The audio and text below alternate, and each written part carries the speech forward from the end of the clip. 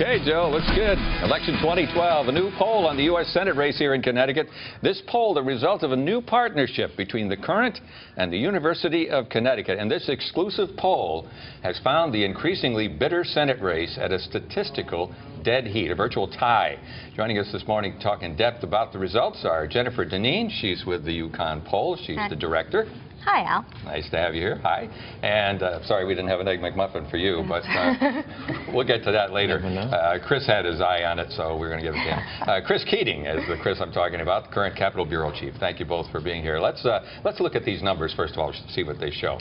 This is a poll of what, likely voters. Likely voters, not registered voters. Well, not just registered voters. So we talked to registered voters and we asked them some questions about the probability of them showing up on Election Day, their interest in the election, their past history, and we came up with a probability model. So we decided who we think right now it looks like is going to turn out. Now, this was a telephone poll? Correct. And you did it when? This was in the field between September 11th and the 16th, and the data was collected using live interviewers by telephone. Okay. Can we look at the numbers and see, let everybody see what they show? They show Congressman Murphy ahead by a margin of 37 to 33%. But Chris, this is a pretty significant, almost 30% undecided.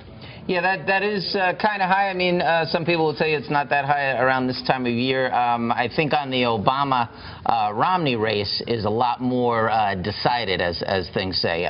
This race, I mean, people do know who Linda McMahon is.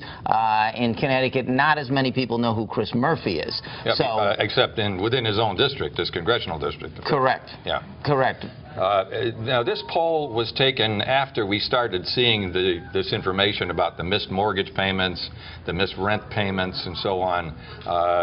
What do you think? Did we get any information, Jennifer, on that issue, why people were tending to go the way they were going with these two candidates? We didn't get a lot of information on that issue. We were starting to be in the field when that all really started to pick up, and so we didn't specifically ask about that issue in the state poll. All right, so I think a lot of times on these, it takes time to soak in. In other words, if something happens that day and you ask somebody that day, they might not have been watching it. So sometimes these things take time to soak in. Do you read anything into the fact that there were more undecided Republicans? Let's see. Yeah, more undecided Democrats than Republicans. Right. 27 to 17%. I mean, what I think is we've been hearing a lot from Linda McMahon. I mean, we heard a lot from her 2 years ago when she ran against Dick Blumenthal, and she's been blanketing the airwaves and mail since, what, Chris, December, probably? Yeah. And so she has been out there, and she's more of a known quantity. Chris Murphy has been pretty quiet. We're starting to hear more from him in the last week, but he's been pretty quiet. So outside of his home district, I think a lot of Democrats still don't know much about him. Yeah, there's been an almost daily barrage of one revelation after another from the McMahon campaign.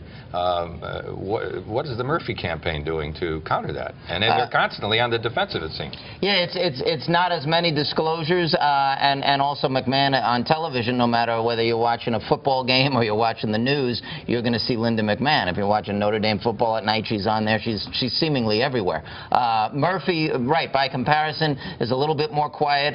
We should also mention there has been some money coming in from Washington, D.C., running their own independent ads that don't run exactly with the campaign, but it's still on point, basically, on the whole Murphy-McMahon situation. Now, what about a gender gap?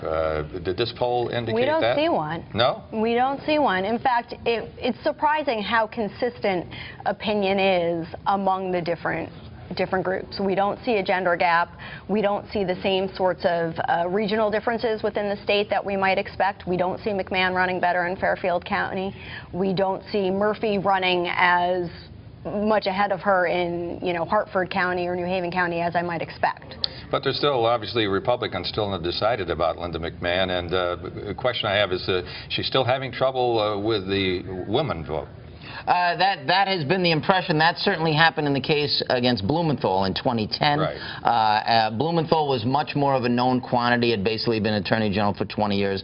Murphy, by comparison, is a bit of a newcomer, and I think people are still starting to get to know him, learning more things about him.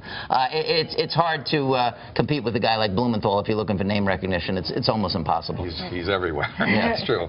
Well, next week we're going to get a new survey on people's mood about the economy. Correct. Correct. And, we are going to be able to look at... We can't wait for that. Okay. We can imagine what they're going to say, but it'll be interesting to see the kinds of information you can pull from that. That'll be out when? Early next week. We're delving into that data now. So okay, early great. next week. Very good. All right. Well, thank you very much for being here, both of you, Chris and Jennifer Dineen, the new partnership with the Courant and the UConn poll. And we'll continue to follow this with great interest throughout the campaign. We've more information. You can read Chris's piece on Courant.com or in the paper, of course. The poll brings us to the morning buzz question. Now, what do you think of the results of this new UConn Hartford Courant poll?